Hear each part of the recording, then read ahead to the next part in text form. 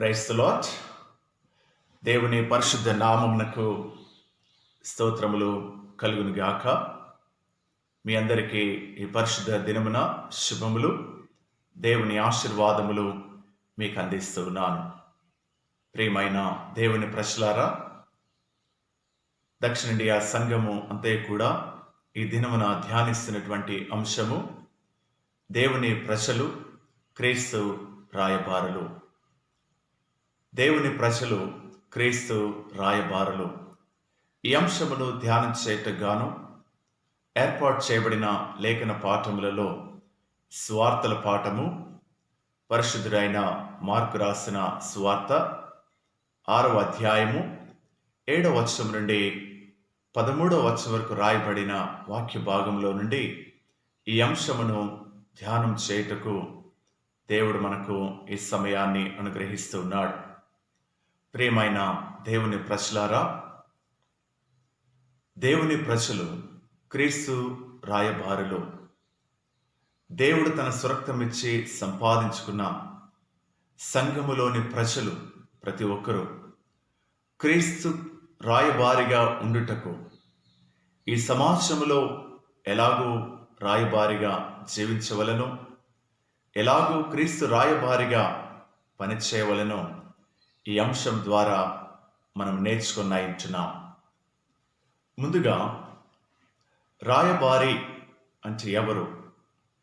అతనికి ఇవ్వబడిన పని ఏమిటి? అతని బాధ్యత ఏమిటి?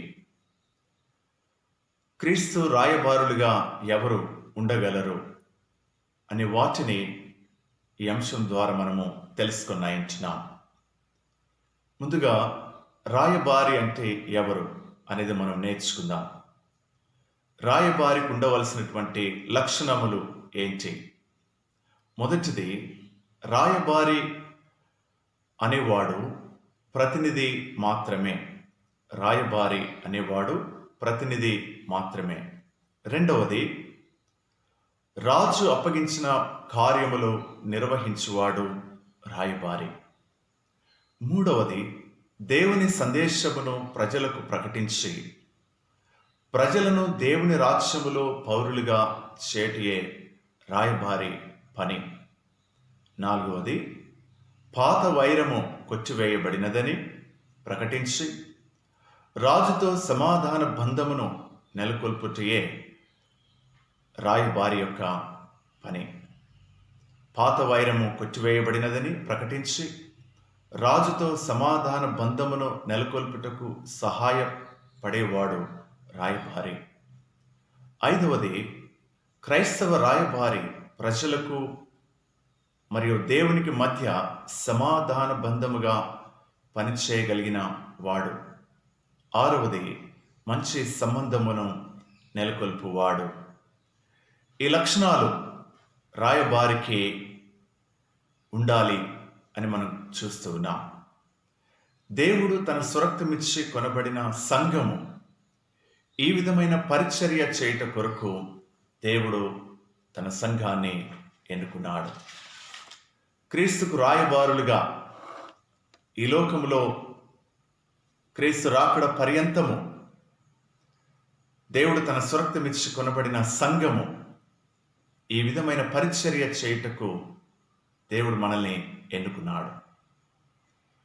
నేటి సువార్తల పాఠము మార్కు సువార్త 6వ అధ్యాయము 7వ వచనం నుండి 13వ వచనం వరకు రాయబడిన భాగంలో యేసుక్రీస్తు ప్రభువు తన శిష్యులకు అప్పగించిన పనిని, వారిని పంపిస్తున్న విధానము నుండి కొన్ని ఆధ్యాత్మిక పాఠములు ఈరోజు మనం నేర్చుకోబోతున్నాం. ప్రభు తన శిష్యులను పిలిచి వారిని పంపిస్తూ వారికి ఇచ్చినటువంటి ఆజ్ఞను వారిని ఇద్దరిద్దరిగా పంపిస్తూ వారికి అప్పగించబడిన పనిలో వాటి నుండి కొన్ని ఆధ్యాత్మిక పాఠాలు సంఘముగా, సేవకులుగా మీరు నేను మనం నేర్చుకున్నాం. 7వ వచనమును గమనించినప్పుడు ఆయన 12 మంది శిష్యులను తన యొద్దకు పిలిచి వారిని ఇద్దరిద్దరిగా పంపుచు అపవిత్రాత్మల మీద వారికి అధికారం ఇచ్చి. యేసుక్రీస్తు ప్రభు తన శిష్యులను పిలిచింది పంపించడానికి, పంపబడుటకు వారు పిలువబడ్డారు. దేని కొరకు పంపించబడుతున్నారు? యేసు ప్రభు తన శిష్యులను ఏర్పాటు చేసుకున్నది పంపించబడడానికి.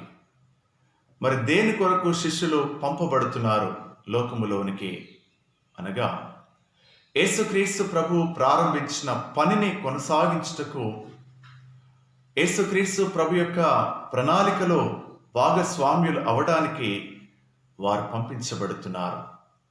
ప్రభు ప్రారంభించిన పని, ఆ పనిలో వారు భాగస్వాములు అవ్వడానికి, ఆ పనిని కొనసాగించడానికి శిష్యులు పంపబడుతూ ఉన్నారు. మరి ప్రభు ప్రారంభించిన పని ఏమిటి? యేసుక్రీస్తు ప్రభు ప్రారంభించిన పని ఏమిటి? మార్కు సువార్త 1వ అధ్యాయము 15వ వచనంలో ఈ మాటలు గమనించగలము. మార్కు సువార్త 1వ అధ్యాయం 15వ వచనము. కాలము సంపూర్ణమైనది, దేవుని రాజ్యము సమీపించి ఉన్నది, మారు మనసు పొంది సువార్త నమ్ముడని చెప్పుచు దేవుని సువార్త ప్రకటించుచు గలిలయకు వచ్చెను. యేసుక్రీస్తు ప్రభు ప్రారంభించిన ఈ పరిచర్యలో తన శిష్యులను భాగస్వాములుగా చేసి, తదనంతరము ఈ పరిచర్యను కొనసాగించే వారిగా ఉండుటకు వారిని ప్రోత్సహిస్తూ, వారి కొన్ని సూచనలు ఇస్తూ, వారికి ఆజ్ఞ ఇస్తూ ఉన్నాడు. ప్రభు తన శిష్యులను ఏర్పాటు చేసుకున్నది కారణము పంపించబడడానికి. వారు పంపించబడినది దేని కొరకంటే, ప్రభు ప్రారంభించిన పనిని కొనసాగించుటకు. కాలము సమీపమై ఉన్నది, దేవుని రాజ్యము సమీపించి ఉన్నది, మారు మనస్సు పొందుడి అనే సువార్తను, అనే సందేశాన్ని ప్రజల్లోనికి తీసుకుని వెళ్ళడానికి వారు పంపబడుతూ ఉన్నారు. దేవుడు తన స్వరక్తమిచ్చి కొనబడిన సంఘమును ఏర్పాటు చేసుకున్నది కూడా దేవుని గుణాతిశయములను ప్రకటన చేయడానికి. పేతురు రాసిన మొదటి పత్రిక మనము గమనించినప్పుడు, పేతురు రాసినటువంటి మొదటి పత్రిక 2వ అధ్యాయము 9వ వచనంలో ఈ మాటలు చూడగలము. అయితే మీరు చీకటిలో నుండి ఆశ్చర్యకరమైన తన వెలుగులోనికి మిమ్మల్ని పిలిచిన వాని గుణాతిశయములను ప్రచురము చేయు నిమిత్తము ఏర్పరచబడిన వంశమును, రాజులైన యాజక సమూహమును, పరిశుద్ధ జనమును, దేవుని సొత్తైన ప్రజలై ఉన్నారు. ప్రియులారా, ఆనాడు యేసుక్రీస్తు ప్రభు తను ఏర్పాటు చేసుకున్నటువంటి శిష్యులకు అప్పగించబడిన పని కొనసాగించడానికి వారిని పంపిస్తూ ఉన్నాడు. నేడు మనము చీకటిలో నుండి ఆశ్చర్యకరమైన తన వెలుగులోనికి మనల్ని పిలిచిన వాని గుణాతిశయములను ప్రకటన చేయడానికి దేవుడు నిన్ను నన్ను ఎన్నుకున్నాడు. మనము పిలువబడినది దేవుని గుణాతిశయములను ప్రకటన చేయడానికి. ఈ పనిని మనకు అప్పగించినది యేసుక్రీస్తు ప్రభువు. మీరు సర్వలోకమునకు వెళ్ళి సర్వ సృష్టికి సువార్తను ప్రకటించుడి. ఈ సువార్తలో దేవుని గుణాతిశయములను, దేవుడు ఈ లోకమును ఎలాగూ ప్రేమిస్తున్నాడు, మానవుని పట్ల దేవునికున్న ప్రణాళిక ఏమిటి, ఆయన సిద్ధపరిచిన రక్షణ మార్గము, నిత్య జీవము గురించి, తీర్పును గురించి ప్రకటించవలసినటువంటి బాధ్యత నేడు మన మీద మోపబడి ఉన్నది. మనము పిలువబడినది, దేవుడు మనని ఏర్పాటు చేసుకున్నది. మనము దేవుని ప్రతినిధులుగా, క్రీస్తు రాయబారులుగా, ప్రభు తన స్వరక్తమిచ్చి కొనబడిన సంఘముగా, ప్రభు మనకు అప్పగించినటువంటి పనిని కొనసాగించడానికి, రాయబారిగా ఉండడానికి దేవుడు నిన్ను నన్ను ఎన్నుకున్నాడు. ఈ పరిచర్యలో ప్రభు తన శిష్యులను పిలిచి వారిని పంపిస్తూ ఉన్నప్పుడు వారికి అధికారం ఇచ్చాడు. అధికారంతో పాటు కొన్ని సూచనలు, సలహాలు ఇచ్చాడు.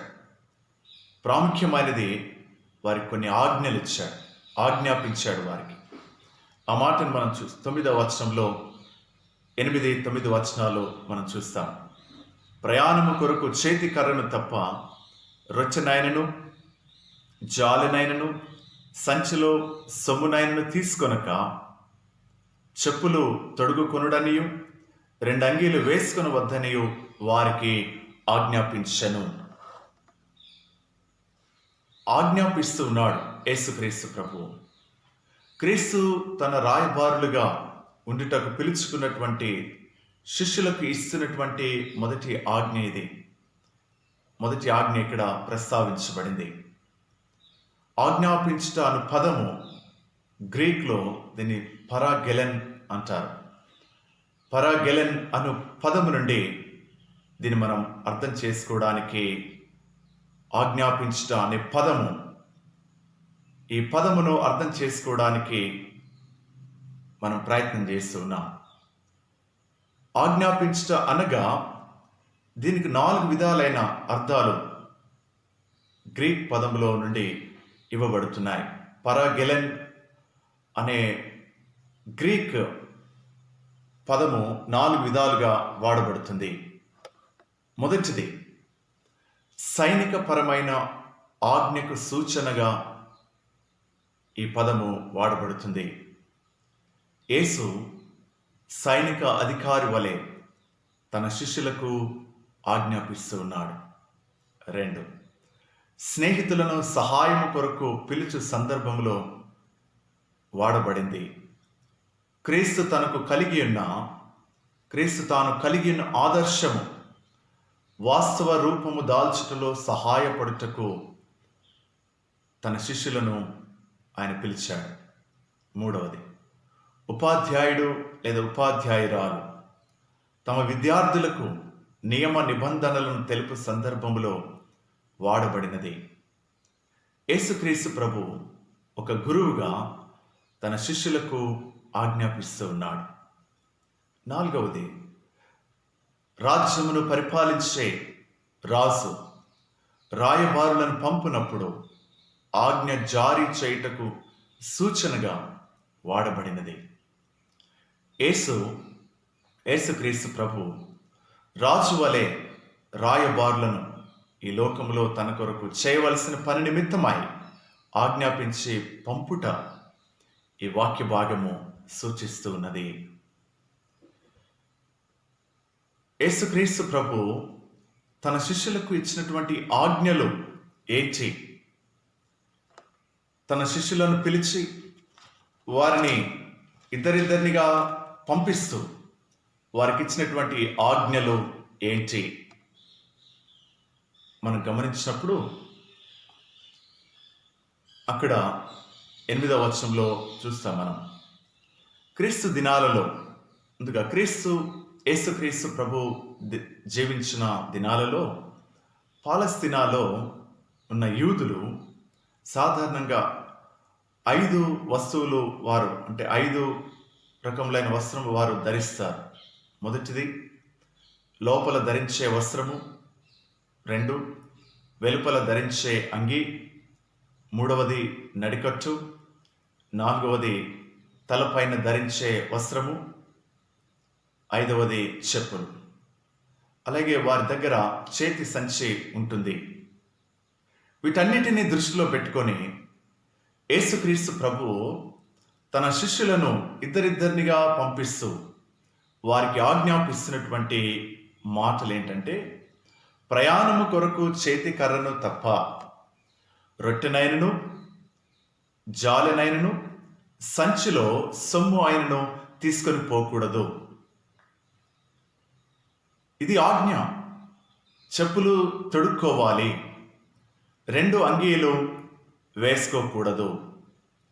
ఇది ప్రభు తన శిష్యులకు ఇచ్చినటువంటి ఆజ్ఞ. ఆనాటి కాలంలో పాలస్తీనాలో ఆ ప్రాంతంలో యూదులు ధరించేటువంటి వాటిని వారు కలిగి ఉన్న వాటిని దృష్టిలో పెట్టుకొని యేసుక్రీస్తు ప్రభు తన శిష్యులను ఈ విధమైన ఆజ్ఞ ఇస్తూ వారిని పంపిస్తూ ఉన్నాడు. ఎందుకు ప్రభు ఇలాగూ ఈ ఆజ్ఞ ఇవ్వవలసి వచ్చింది? ఇక్కడ సంచి అనున్నది కానుకలను సమకూర్చుటకు తరచుగా యూదులు బోధకులు దాన్ని తీసుకొని వెళ్తారు. భక్తి అనే ముసుగులో దోచుకొనుటకు కూడా దీనిని వాడుచుండేవారు. కాబట్టి యేసు ప్రభు తన శిష్యులకు మీరు సంచులపైన ఆధారపడక దేవునిపై ఆధారపడవలనని తెలపడానికి జాలెనైనను రొట్టె అయినను తీసుకొని పోకూడదు అని తెలుపుతున్నాడు. అంటే భూలోక సంబంధమైన వాటి మీద మీరు ఆధారపడకూడదు. పంపించేవాడిని నేను కనుక నా పైన మీరు ఆధారపడాలి. మీ అనుదిన జీవితానికి అవసరమైన ప్రతిదీ కూడా నేను మిమ్మల్ని పంపిస్తున్నాను కనుక పంపిస్తున్నటువంటి నేనే మిమ్మల్ని పోషించువాడను కనుక నాపై మీరు ఆధారపడి ఉండడానికి ప్రభు ఈ ఆజ్ఞలు వారికి ఇస్తూ ఉన్నాడన్నమాట.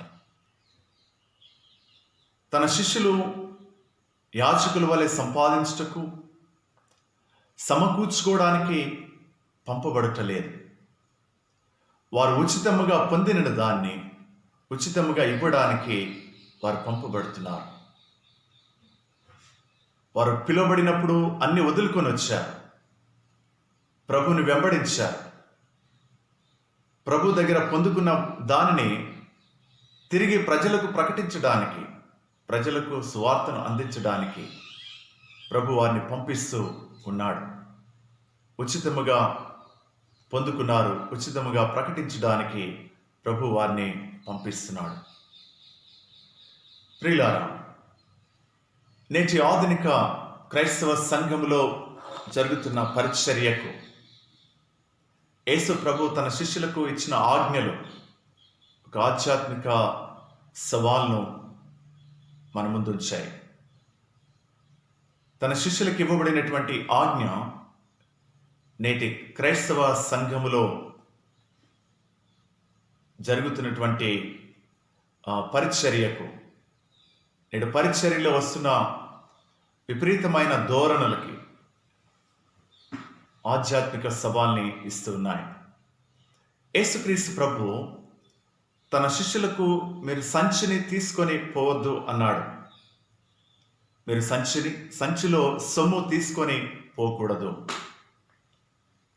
అని చెప్తున్నాడు. కానీ నేటి దినాలలో వాక్యము ప్రకటించబడగానే సంచి అనేది వస్తుంది. ఆనాడు శిష్యులు సంచిని తమ వెంట తీసుకొని వెళ్ళేవారు. ప్రజల యొక్క అవసరత నిమిత్తము ఆ సంచిలో సొమ్ము తీసుకొని వెళ్ళేవారు. కానీ యేసు ప్రభు తన శిష్యులను పంపిస్తూ మీరు సంచిలో సొమ్ము అనేది తీసుకొని వెళ్ళకూడదు అని ప్రభు చెప్తున్నాడు. అంటే శిష్యులు తనపై ఆధారపడి జీవించాలి. వారి పోషణ నిమిత్తము, వారి ప్రతి అవసరత నిమిత్తము నాపై ఆధారపడాలి అని వారికి ఆజ్ఞాపిస్తున్నాడు. నేటి క్రైస్తవ సంఘములో మనము చూస్తూ ఉన్నప్పుడు నేటి కాలంలో సంచి అనేది ఆధునికతను సంపాదించుకున్నది. దానికి రూపము మారింది. నేటి కాలపు సంచి ఏంటంటే, వాక్యము ప్రకటించబడగానే డిస్క్రిప్షన్లో మనకు స్క్రోలింగ్ వస్తుంది. Account number, Google pay, PhonePe, ఈ విధమైనటువంటి రూపాలలో సంచి మన ముందుకు వస్తుంది. వాక్యము ప్రకటించబడినప్పుడు ఈ పరిచర్యకు సహకరించండి అని వివిధ రూపాలలో ఈనాడు సంఘములో ఈ సంచి అనేది సంచారం చేస్తూ ఉన్నది.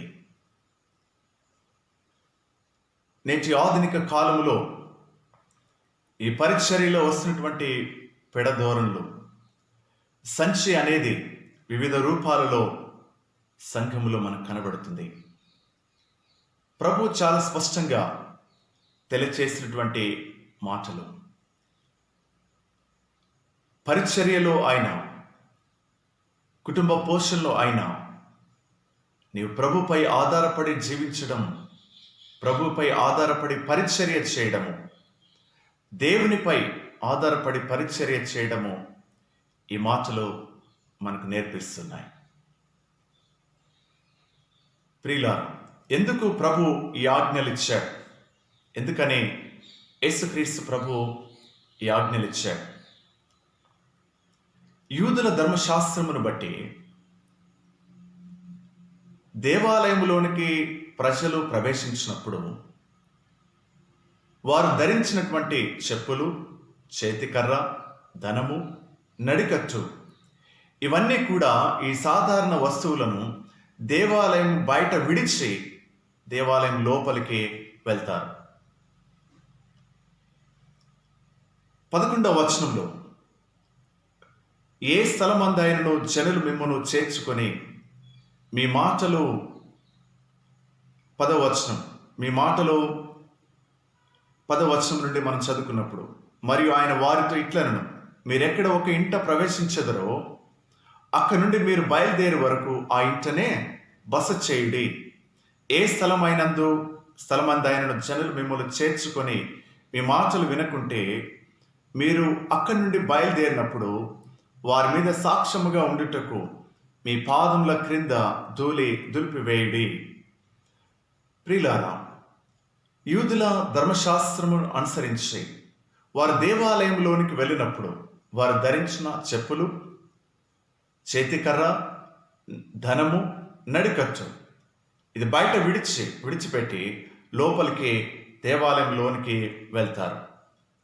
ఈ విషయములను యేసుక్రీస్తు ప్రభు తన మనసులో ఉంచుకొని తన శిష్యులు ప్రవేశించే ప్రతి గృహమును పవిత్ర స్థలముగా భావించవలను అని ప్రభు వారికి ఆజ్ఞాపిస్తూ ఉన్నాడు. మీరు ఏ ఇంట అయితే ప్రవేశిస్తారో అక్కడి నుండి బయలుదేరే వరకు మీరు అక్కడనే ఉండండి. అంటే మిమ్మల్ని చేర్చుకున్నటువంటి కుటుంబము, నా నామము పేరిట మీరు ఏ కుటుంబంలోనికైతే వెళ్తారో, ఏ కుటుంబం అయితే నా నామం పేరిట మిమ్మల్ని చేర్చుకుంటారో ఆ కుటుంబము మీ అనుదిన అవసరతలను, మీకు అవసరమైన ప్రతిదీ కూడా ఆ కుటుంబమే మీకు సహాయమును, ఈ పరిచర్యకు తోడ్పడుతుంది అని ప్రభు తెలియచేస్తున్నాడు. ప్రియులారా, ఆతిథ్యము అనేది ఆ దినాలలో పవిత్ర కార్యముగా భావించేవారు. ఏ ఇంటిలో ప్రవేశిస్తే ఆ ఇంటిలోనే ఉండి అక్కడే ఆతిథ్యము స్వీకరించండి అని ప్రభు చాలా స్పష్టంగా తెలియచేస్తూ ఉన్నాడు. దీన్ని మనము నేడు గమనించినప్పుడు నేటి క్రైస్తవ పరిచర్యలో ప్రతి సంఘము అక్కడ జరుగుతున్న పరిచర్యకు సహకరించినదై ఉండాలి.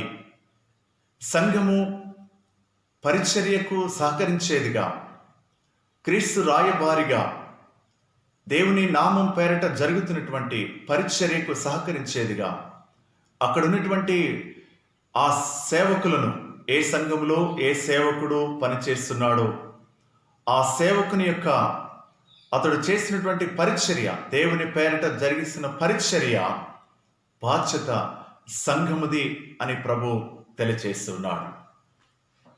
నేను ముందుగా చెప్పినట్టుగా ఈరోజు సోషల్ మీడియా ద్వారా వాక్యము ప్రకటించబడుతుంది. అది మంచిది, ప్రజలు వాక్యం వినాలి. కానీ దాని వెనకాల డిస్క్రిప్షన్లో అకౌంట్ నెంబర్స్ వస్తూ ఉంటాయి. ఇది మంచిది కాదు. దేవుని యొక్క పరిచర్య,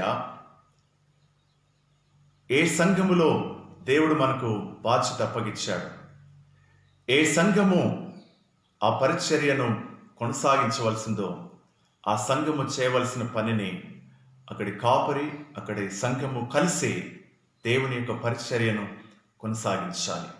వాక్యము మీరు ఏ స్థలం అందైతే ఏ ఇంటిలో మీరు ప్రవేశిస్తారో ఆ ఇంటిలో మీరు ఉండండి.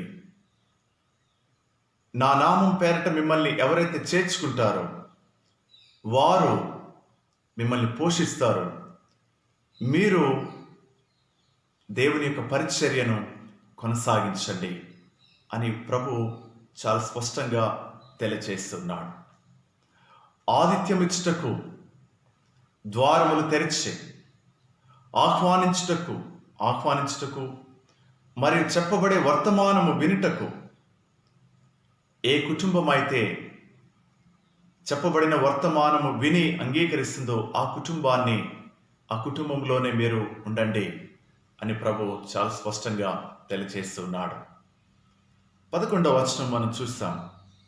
ఏ స్థలమందైనను జనులు మిమ్మను చేర్చుకొని మీ మాటలు వినకుంటే మీరు అక్కడి నుండి బయలుదేరినప్పుడు వారి మీద సాక్ష్యముగా ఉండుటకు మీ పాదముల క్రింద ధూళి దులిపివేయుడి. నా నామం పేరట మీరు సువార్తను మోసుకొని వెళ్తూ ఉన్నప్పుడు ఎవరైతే మిమ్మల్ని చేర్చుకోరో అనగా ఆతిథ్యం ఇవ్వరో, మిమ్మల్ని ఆహ్వానించుటకు వారి ద్వారములు తెరవబడవో, మీరు అందిస్తున్నటువంటి సువార్తను అంగీకరించడానికి నిరాకరిస్తారో, అక్కడి నుంచి మీరు వెళ్ళేటప్పుడు మీ పాదముల ధూళి దులిపివేయండి. కారణం ఏంటంటే యూదుల సాంప్రదాయంలో ఆతిథ్యము ఇవ్వని, అతిథులను ఆహ్వానించని కుటుంబాలను అన్యులుగా ఎంచేవారు. యేసుక్రీస్తు ప్రభు జీవించిన కాలంలో యూదుల సాంప్రదాయంలో ఒక పద్ధతి ఉన్నది. ఆతిథ్యము ఇవ్వని, అతిథులను ఆహ్వానించని కుటుంబాలను అన్యులుగా ఎంచేవారు. కాబట్టి ఈ మాటలు యేసు ప్రభు అక్కడ తెలియజేస్తున్నాడు. మిమ్మల్ని చేర్చుకొనని స్థలములో మీ పాదముల ధూళి దులిపివేయండి అని. ఈ మాటను ఈ వచనం నుండి మనము నేర్చుకునేది ఏంటంటే, క్రైస్తవ సంఘము ఆతిథ్యమిచ్చేదిగా ఉండాలి. ఆతిథ్యము అనేది చాలా పవిత్రమైన కార్యముగా ఎంచాలి సంఘము. ఎందుకంటే హెబ్రీ పత్రిక 13వ అధ్యాయం 1 వచనాల్లో ఆతిథ్యము చేయ మరొకడి, మీరు తెలియకే దేవదూతలకు ఆతిథ్యము ఇచ్చిరి అని చెప్పబడుతుంది. మరియు మత్తయి సువార్త 10వ అధ్యాయము 40వ వచనం 42వ వచనంలో నా నామం పేరట ఎవరైతే గిన్నెడు నీళ్ళు ఇస్తారో వారి ఫలము పోగొట్టుకొనుడని యేసు ప్రభు వారు అక్కడ చెప్పారు. అంత మాత్రమే కాదు, యేసుక్రీస్తు ప్రభు యొక్క శరీర రక్తములలో మనని పాలు పొందే భాగ్యము ప్రభు మనకిచ్చారు. ఆయన శరీరాన్ని రొట్టెగా, ఆయన రక్తమును ద్రాక్షరసముగా పరిశుద్ధ సంస్కారములలో నీవు నేను పాలు పొందుతున్నాము అంటే ఆయన మనకు ఆతిథ్యమును ఇచ్చాడు. ఆయన శరీర రక్తాలలో పాలు పొందే భాగ్యము దేవుడు మనకిచ్చాడు. ఆతిథ్యములో మనం పాలు పొందిన వారమై ఉంటున్నాం. అందుకే క్రైస్తవ సంఘము ఆతిథ్యము అనే దానిని ఒక పవిత్రమైన కార్యముగా ఎంచాలి, పవిత్రమైన కార్యముగా దానిని భావించాలి. అక్కడ దేవునికి మహిమ, సంఘమునకు ఆశీర్వాదము, ప్రజలకి సాక్ష్యము. క్రైస్తవ కుటుంబాలు క్రీస్తు యొక్క ప్రేమను కలిగిన వారై పరిచర్యకును మరియు ఆతిథ్యమునకును ఇతరులకు ఆశీర్వాదకరంగా ఉండడానికి దేవుడు తన సంఘాన్ని ఎన్నుకున్నాడు అనే సత్యము ఎన్నడూ కూడా మర్చిపోకూడదు. ప్రియులారా, మన శిష్యులు ఏమి ప్రకటించడానికి వారు పంపబడుతున్నారు? ప్రభు వారిని పిలిచాడు, వారిని పంపిస్తున్నాడు, వారికి కొన్ని ఆజ్ఞలు ఇచ్చాడు. మరి ఏం ప్రకటించాలి వారు? ప్రభు ఏమి ప్రకటించడానికి వారిని పంపిస్తున్నాడు? 12వ వచనము 13 వచనాలు మనం చూస్తాం. 2 విషయాలు ఇక్కడ ప్రస్తావించబడుతున్నాయి. 12వ వచనంలో, కాగా వారు బయలుదేరి మారు మనసు పొందవలనని ప్రకటించచ్చు, మారు మనసు పొందవలనని ప్రకటిస్తున్నారు. సువార్తను ప్రకటించడానికి పంపించబడుతున్నారు. 13వ వచనంలో, అనేక దయ్యములు వెళ్ళగొట్టచ్చు, నూనె రాచి అనేక రోగులను స్వస్థపరచుండే, అంటే రోగులను స్వస్థపరిచే అధికారం, శారీరక మానసిక ఆరోగ్య పరిస్థితులలో ప్రజలు దేని చేతైతే బంధించబడి రోగముల చేత ఉన్నారు, వారిని విడిపించడానికి ప్రభు అధికారం ఇచ్చి పంపిస్తున్నాడు. యేసుక్రీస్తు ప్రభు ఇచ్చినటువంటి సందేశం, తన శిష్యులను దేని కొరకు ఆయన పిలిచాడో ఆ పనిని కొనసాగించడానికి ప్రభు వారిని పంపిస్తున్నాడు. ఆ పనిని కొనసాగించట శిష్యుల యొక్క పని అయి మనం ముందుగానే చదువుకున్నట్లుగా మార్కు సువార్త 1వ అధ్యాయం 15వ వచనం, కాలము సమీపమైనది, దేవుని రాజ్యము సమీపించినది, పాప క్షమాపణ నిమిత్తము మారు మనసు పొందుడి. ఈ పనిని కొనసాగించడానికి ప్రభు వారిని పంపిస్తున్నాడు. తన రక్షణ ప్రణాళికలో, మానవుని ఎడల ప్రభుకున్నటువంటి రక్షణ ప్రణాళికలో తన శిష్యులను భాగస్వామ్యులను చేస్తూ వారిని పంపిస్తూ ఉన్నాడు. సువార్త ప్రకటన మొట్టమొదటిది. మీరు సర్వలోకమునకు వెళ్ళి సర్వ సృష్టికి ఈ సువార్తను ప్రకటించుడి. యేసుక్రీస్తు ప్రభు తన శిష్యులకు ఇచ్చినటువంటి ఆజ్ఞ ఇది, సువార్త ప్రకటన. రెండవది 13వ వచనంలో మనం చదువుకున్నట్లుగా, సువార్త ప్రకటనతో పాటు దేవుని యొక్క ప్రేమను, కనికరమును, ఆయన దయను, ఆయన కరుణను ప్రకటించవలసినటువంటి బాధ్యత మన మీద ఉన్నది. రోగులను స్వస్థపరచటం, అవసరతలో ఉన్న వారికి సహాయం చేయటం, మానవునికి ఉన్నటువంటి శారీరక, మానసిక, ఆధ్యాత్మిక బలహీనతలన్నిటిలో వాటన్నిటి నుండి విడిపించడానికి, దేవుడిచ్చిన అధికారమును ఉపయోగించడానికి, ప్రభు తన శిష్యులకు ఇచ్చిన అధికారమును వారు ఉపయోగించి ఇలాంటి పరిస్థితులలో, బంధకాలలో ఉన్న ప్రజలను విడిపించడానికి వారిని పంపిస్తూ ఉన్నాడు. ప్రియమైనటువంటి దేవుని సంఘమా, నేడు సేవకుడిగా నేను, సంఘముగా మీరు క్రీస్తు రాయబారులుగా ఉండడానికి దేవుడు మనల్ని పిలిచాడు. ఒకటి సువార్త ప్రకటన, రెండవది అక్కరలో, అవసరతలో ఉన్న వారి ఎడల దయా కనికరము కలిగి ఉండుట సంఘమునకు అప్పగించబడినటువంటి పని అని మనం జ్ఞాపకం చేసుకోవాలి. వీటి ద్వారా నేను క్రీస్తు రాయబారిగా ఉన్నామని లోకము తెలుసుకోవడానికి ప్రభు మనల్ని ఇక్కడ ఉంచాడని మనం మర్చిపోకూడదు. కీర్తనల గ్రంథంలో ఒక మాటని మనము గమనిస్తాం. 118వ కీర్తన 15వ వచనంలో, నీతిమంతుల గుడారములలో రక్షణను గూర్చిన ఉత్సాహ సునాదము వినబడును. నీతిమంతుల గుడారములలో రక్షణను గూర్చిన ఉత్సాహ సునాదము వినబడును. ప్రతి క్రైస్తవ కుటుంబము క్రీస్తుకు రాయబారిగా ఉన్నది. ప్రతి క్రైస్తవ కుటుంబము క్రీస్తు రాయబారిగా ఉన్నదని మనం జ్ఞాపకం చేసుకోవాలి. కుటుంబంలో ప్రతి వ్యక్తి క్రీస్తు రాయబారిగా ఉన్నాడని మనం జ్ఞాపకం చేసుకోవాలి.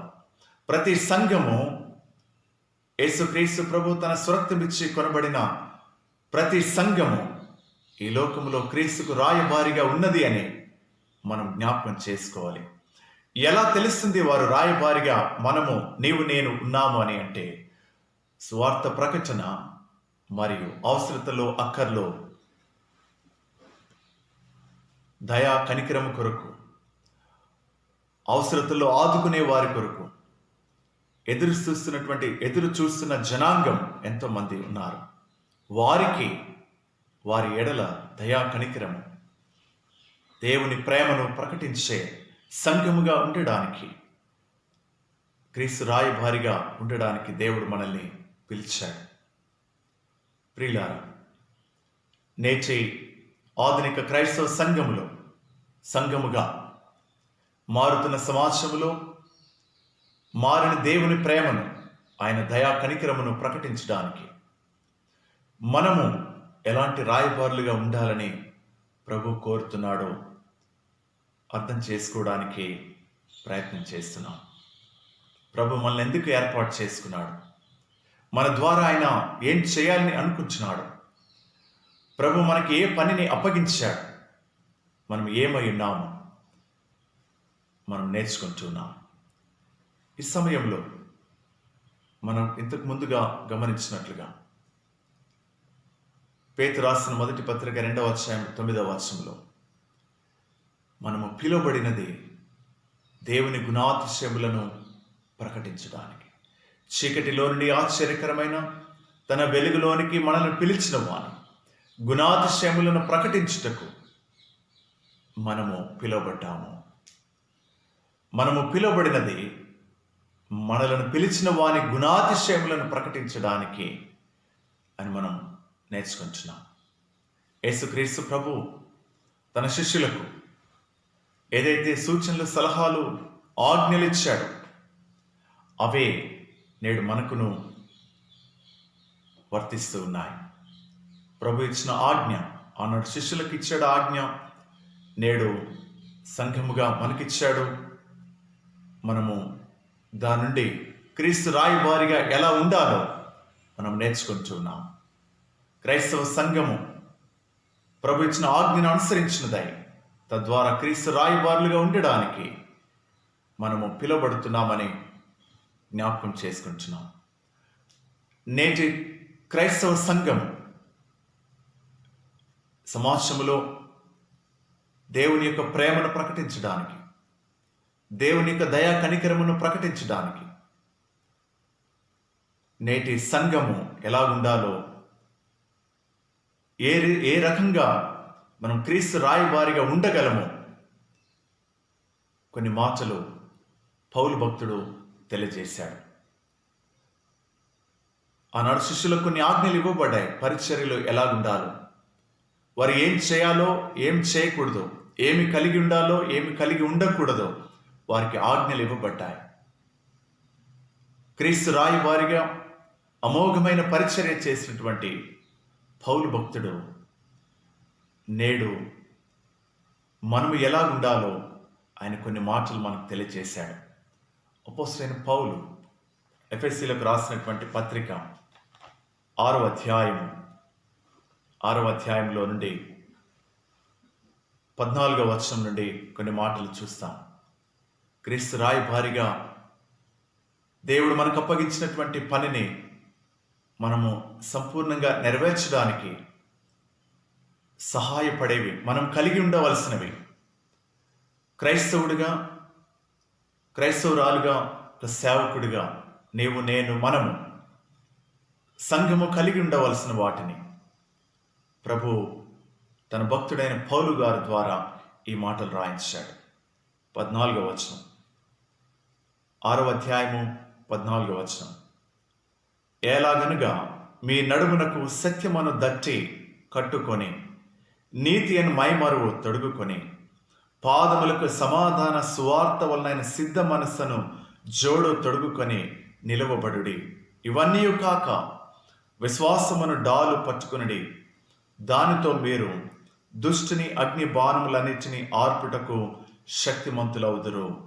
మరియు రక్షణయను శిరస్త్రానము, దేవుని వాక్యమును ఆత్మ ఖడ్గమును ధరించుకొనుడి. నేటి సంఘములో ఉన్నటువంటి నీవు, నేను కలిగి ఉండవలసినవి, మనం ధరించుకునవలసినవి పౌలు గారు తెలియజేస్తున్నాడు. క్రీస్తు రాయబారిగా ఆనాడు శిష్యులకు ఏది కలిగి ఉండాలో, ఏది కలిగి ఉండకూడదు, ఏవి ధరించాలో, ఏవి ధరించకూడదు, ఏది తీసుకుని వెళ్ళాలో, ఏది తీసుకుని వెళ్ళకూడదు ప్రభు శిష్యులకు ఆజ్ఞాపించారు. నేడు మనము ఈ సమాజంలో క్రీస్తు ప్రేమను కలిగి, క్రీస్తు ప్రేమను ప్రకటించడానికి, క్రీస్తు దయను కనికరమును ప్రజలకు అందించడానికి మనం ఏది కలిగి ఉండాలో, ఏది కలిగి ఉండకూడదు, ఏది ధరించాలో, ఏది ధరించకూడదు, ఏది మనము ధరించుకోవాలో పౌలు భక్తుడు తెలియచేస్తున్నాడు.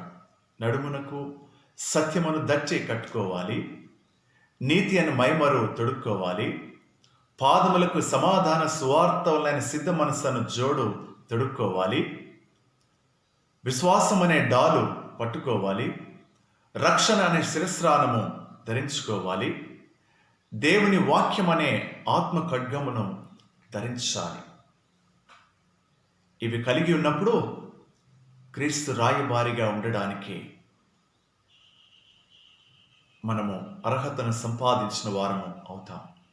ఎందుకంటే ఎఫెస్ పత్రిక 6వ అధ్యాయము ఇదే భాగములో కొంచెం ముందుకు వెళ్ళినప్పుడు 19వ వచనంలో పౌలు అంటున్నాడు, మరియు నేను దేని నిమిత్తము రాయబారినై సంఖ్యలలో ఉన్నాను, ఆ స్వార్థ మర్మమును ధైర్యముగా తెలియచేయటకు నేను మాట్లాడ నోరు తెరచినప్పుడు, నేను దేని నిమిత్తము రాయబారినై ఉన్నానో, క్రీస్తు సువార్త పరిచర్యకు రాయబారిగా ఉన్నాడు కాబట్టి సంఖ్యలతో ఆయన బంధించబడ్డాడు. క్రీస్తు రాయబారిగా నేను ఉండడానికి, మన చుట్టూ ఉన్నటువంటి సమాజమునకు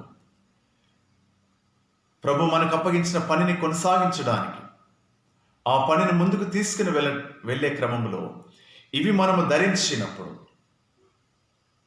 ఫలభరితమైన రాయబారిగా ఉండడానికి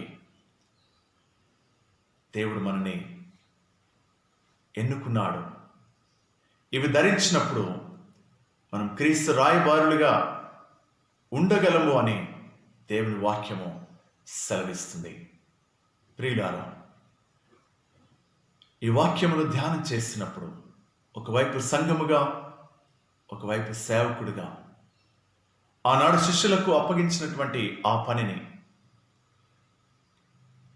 వారు సంపూర్ణంగా కొనసాగించారు. ఆ పరిచర్య మనకు అప్పగించబడింది. నేటి క్రైస్తవ సంఘములో, నేడు ఆధునిక సమాజములో మనం ఎలాగూ ప్రభు యొక్క ప్రేమను, ప్రభు మనకు అప్పగించినటువంటి ఈ స్వార్థ పరిచర్యను, ఈ సందేశాన్ని ప్రజల్లోనికి తీసుకుని వెళ్ళగలము, ఎలాగూ దేవుని యొక్క దయను, ఆయన కనికరమును ప్రజలకు అందించగలము ఈరోజు మనం నేర్చుకొని ఉన్నాం. నేను రాయబారిగా ఉండడానికి ప్రభు మనల్ని ఎన్నుకున్నాడు. పౌలు ఆయన రాయబారిగా సంఖ్యల చేత ఆయన బంధించబడ్డాడు.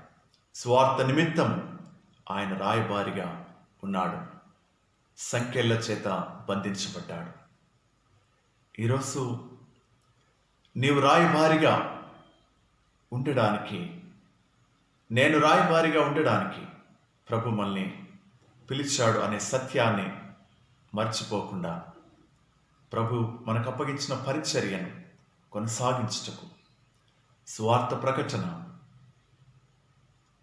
క్రైస్తవ సంఘముగా సామాజిక బాధ్యతను కలిగి ఉన్నప్పుడు దేవుడు మనకు అప్పగించిన పనిని పరిపూర్ణము చేయగలము అనే సత్యాన్ని మనము ఎన్నడూ కూడా మర్చిపోకూడదని మనకు నేర్పించబడుతుంది. ప్రియమైన దేవుని ప్రజలారా, ఆనాడు శిష్యులకు ప్రభు అప్పగించినటువంటి పని ఈనాడు మనకు అప్పగించబడినటువంటి ఈ పనిని వారు కొనసాగించారు, పరిపూర్ణంగా ముగించారు. క్రీస్తు కొరకు శిష్యులు హతసాక్షులయ్యారు, అనేక ఆత్మలను సంపాదించారు, సంఘములను స్థాపించారు. నేడు క్రీస్తు రాయబారిగా నేను, దేవుడు మనకిచ్చిన ఈ జీవితము, దేవుడు మనకిచ్చిన ఈ సమయము, దేవుడు మనకిచ్చిన వనరులు, దేవుడు మనకిచ్చిన అవకాశాలు, వీటన్నిటిని మనము అనుభవిస్తూ క్రీస్తు రాయబారిగా దేవుని యొక్క ప్రేమను, శిలువ సువార్తను ఎరుగని ప్రజలు అనేక మంది మన చుట్టూ ఉండగా వారిని ప్రభు యొద్దకు నడిపించే ఫలభరితమైన రాయబారులుగా ఉండడానికి, క్రీస్తు తన స్వరక్తమిచ్చి కొనబడిన సంఘములో ఈ ప్రజలను చేర్చడానికి ప్రభు ముందుగా మనల్ని ఎన్నుకున్నాడు. ఎన్నుకొనబడిన మనము తిరిగి ఈ లోకంలోనికి ప్రభు యొక్క సువార్తను తీసుకుని వెళ్ళడానికే, ప్రభు యొక్క ప్రేమను ప్రకటించడానికే, వారిని ప్రభు యొద్దకు నడిపించడానికేనే సత్యమును ఎరిగిన వారమైండి క్రీస్తు కొరకు జీవించుటకు, క్రీస్తు రాయబారిగా ఉండడానికి, దేవుడు మనకు అప్పగించినటువంటి ఈ పనిని సంపూర్ణంగా ముగించడానికి పరిశుద్ధాత్మ దేవుడు మనకు సహాయమును దయచేయనుగాక. ఆమెన్. ప్రార్థించుదాం. పరిశుద్ధుడైన మా తండ్రి, జీవం కలిగిన మా యేసు ప్రభువా, నీవు మమ్మల్ని ప్రేమించి నీ ప్రేమను మాకు ఇచ్చి నీ కుమారుడైన యేసుక్రీస్తు ప్రభు ద్వారా మాకు రక్షణ మార్గమును ఏర్పాటు చేసి ఉచితమైన నిరక్షణలో మేము పాలు పొందే భాగ్యం ఇచ్చినందుకు వందనములు. ప్రభువా, నీ స్వరక్తమిచ్చి సంపాదించుకున్నటువంటి సంఘముగా, నీ ప్రియబిడలుగా నీవు మాకు అప్పగించినటువంటి పనిని మేము సంపూర్ణంగా నెరవేర్చుటకు నీ రాకడ పర్యంతము ప్రభువా మేము అనేకులను క్రీస్తు సంఘములోనికి నడిపించుటకు, ఈ సువార్తను ప్రకటించడానికి, నశించిపోతున్న ఆత్మల పట్ల భారం కలిగిన వారమై మేము నీవు మాకు అప్పగించిన పనిని చేయుటకు పరిశుద్ధాత్మ దేవుడా నీ సహాయం మాకు దయచేయమని యేసు నామమున అడిగి వేడుకొంచున్నాం తండ్రి. ఆమెన్. ఆమెన్.